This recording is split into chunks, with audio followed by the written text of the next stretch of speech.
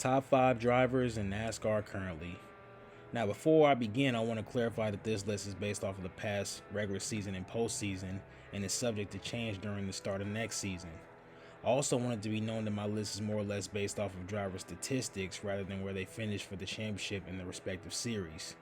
Now, the championship does play a factor, so I will play a factor in that a little bit, not much, but it's more so based off of how these drivers perform throughout the duration of the entire season.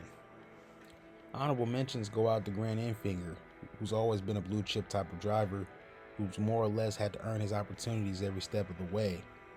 He had an improved year in his second year with GMS Racing since moving on from Thoroughsport. He's a driver who's also shown tremendous consistency, not having a single finish outside of the top 20. If not for bad circumstances more or less out of his control, he more than likely would have walked away with his first Truck Series title. Another honorable mention has to be thrown out there, and this time in the Xfinity Series, for Austin Hill. Austin Hill is another guy I got to show some love to, who also had an improved year in his second year with RCR. He would open the season winning 2 out of the first 3 races, including the opener at Daytona. He also had a 7-race top 10 streak from Dover all the way to New Hampshire throughout the middle part of the season. And outside of the nonsense that happened with his teammate Sheldon Creed at Martinsville, he more than likely would have made the championship 4 and been a contender in the last race of the season. With all that being said, he still had a pretty good playoffs run, finishing top 10 in 5 out of the 7 playoff races. One last honorable mention to throw out there, this time in the Cup Series, goes out to Christopher Bell.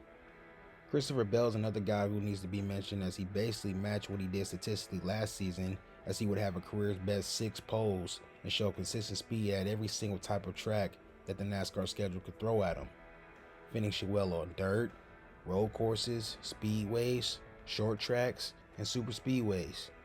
You name it, Christopher Bell showed pace throughout the entirety of the NASCAR 2023 season. And if not for horrible luck in the last race of the season with a brake failure, he more than likely would have contended for the championship in the closing laps at Phoenix. All of these drivers that I've mentioned so far were championship contenders in their respective series and deserve to be shouted out in this video. Starting off with number 5, we have the Cup Series champion himself, Ryan Blaney. Now, whoa, before y'all kill me in the comment section, please hear me out. Blaney, by all accounts, had a good season, winning 3 races along with having 8 top 5s and 18 top 10s, and finally putting it all together at the end when it mattered most to win a Cup title. My reasonings for having him 5th are pretty simple. Statistically, he didn't have an amazing season, and he really had one of the more underwhelming championship seasons out of the champions who have won underneath this current format. As I mentioned earlier, he didn't even have double-digit top 5 finishes when the other championship drivers he was going up against did. And he also fell behind his championship peers when it came to average finish, laps led, and top 10s. 12 out of the 36 races this season, he didn't even finish inside of the top 20, which is basically a third of the season. And outside of a crown jewel win at Charlotte, he was pretty pedestrian majority of the season, only getting hot finish-wise in the last 5 races of the season. Now, I know it sounds like I'm hating on Ryan Blaney, but I'm not.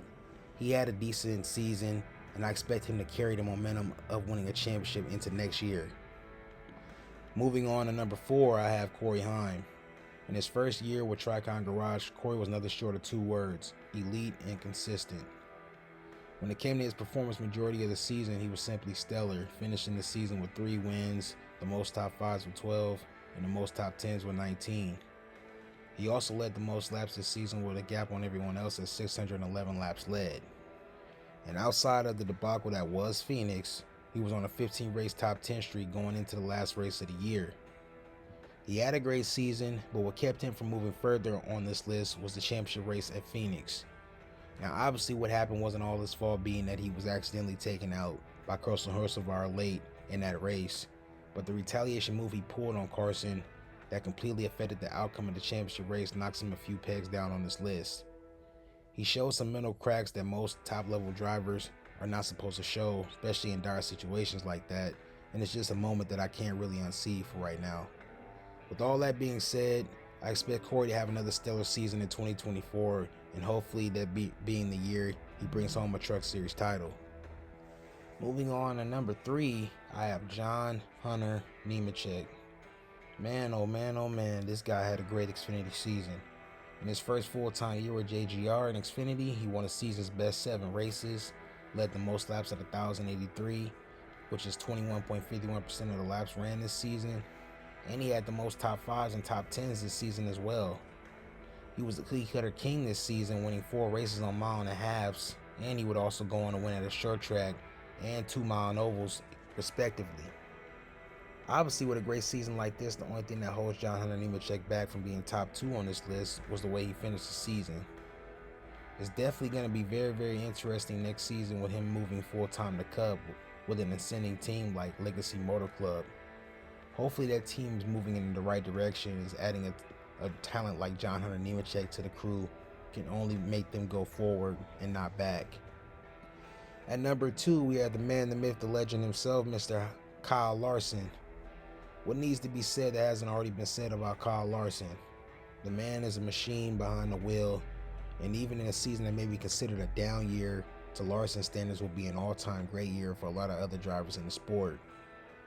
With 4 wins, 15 top 5s, 18 top 10s, and a series-leading 1,126 laps led, Larson continues building his Hall of Fame resume with another stellar year. This season is considered an improvement compared to last season for him when it comes to just results and performance as a whole. What holds him back from being number 1 on this list is that he had too many DNFs for my liking this season, and not to mention the fact that in the championship race, he let the title get out of his grasp by allowing the eventual champion Ryan Blaney to pass him in the closing laps at Phoenix. When it comes to next year, I expect more of the same from Larson. A lot of crazy moves, a lot of excellence on the track, a lot of dominance on the track, as he's just entering the middle part of his prime as a driver. And last, but certainly not least, the most impressive driver in the 2023 NASCAR season for me is William Byron. William Byron had an amazing season, resulting in his highest finish in points, along with posting career highs and wins with 6, laps led at 1,016, most top 10s at 21, and most top 5s at 15. William Byron came through in the clutch multiple times this season in races where he didn't even have the best car. He won on 3 different types of tracks, including the Glen, Atlanta Superspeedway, and a tough track too tough to tame known as Darlington. Outside of Phoenix, he showed up in nearly every situation possible en route to his best season to date. The sky is the limit for this young man as he hopefully is able to carry this momentum of this great season onward to try to capture a title next year. I'll be honest, as a fan, I don't expect him to have a better season than he did this past season, maybe slightly below this benchmark that he set this year, but only one can dream, right?